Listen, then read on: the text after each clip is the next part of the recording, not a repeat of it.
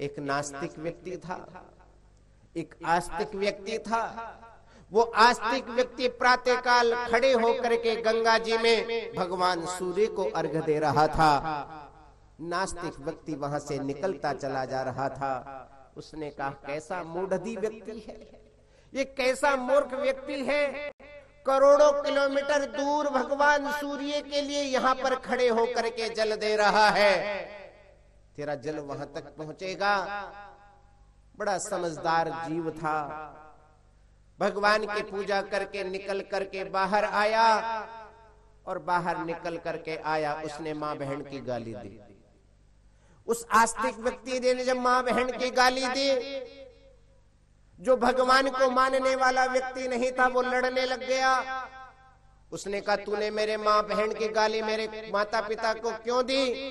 कहा, क्या बात है भाई, तुम्हारी माता जी और पिताजी बहन जी यहीं पर हैं क्या? बोले नहीं, वो तो 200 किलोमीटर दूर हैं। बोले जब मेरे मुख से निकली हुई गाली तेरी माता और बहन के पास में पहुंच सकती है, तो मैं गंगा जी में खड़े होकर के करोड़ों किलोमीटर सूर्य का अर्घ मेरे वहां तक नहीं पहुंच सकता।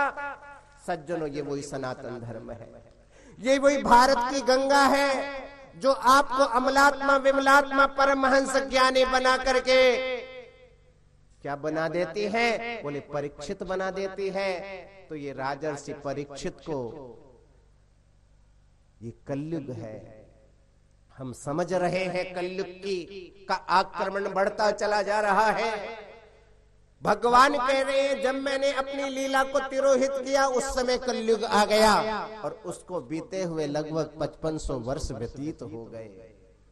कितने वर्ष? लगभग 5500 वर्ष व्यतीत हो गए। इसलिए सज्जनों, उस कलयुग ने भगवान के समक्ष खड़े होकर के, राजर्षि परीक्षित के समक्ष खड़े होकर के कहा, प्रभु मेरे लिए भी तो स्थान दे दो, मैं आपके चरणों में आया हूँ, शरणापन्न हुआ हूँ, मेरे लिए कुछ स्थान प्रदान करो। तो द्यूतम पानम स्त्रियः सूना यत्रा धर्मश्चतुर्विधा, 4 प्रकार के स्थान दे दिए। बोले कौन कौन से?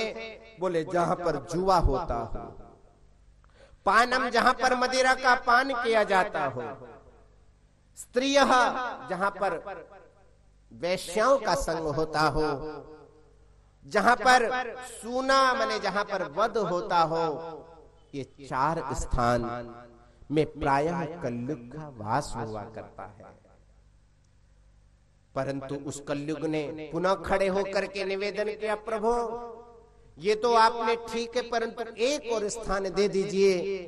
कहा कि भाई यदि लेना ही चाहते हो तो स्वर्ण में भी तुम्हारा निवास हुआ करता है।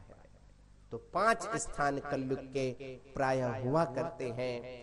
इन 5 चीजों से हम लोगों को बचना चाहिए, परंतु 4 चीजों से तो प्रायः लोग बच जाते हैं, परंतु सोने से कैसे बचे?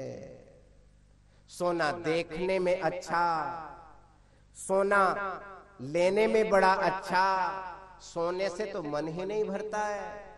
12 घंटा रात में सो लो, फिर दिन में नींद आ जाती है।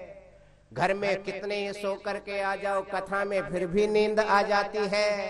कितना अच्छा आनंद लगता है, कितना आनंद आया करता है। तो सोना, जो सोने वाले, सोने को लेना भी और सोने से बचना भी बड़ा दुष्कर है।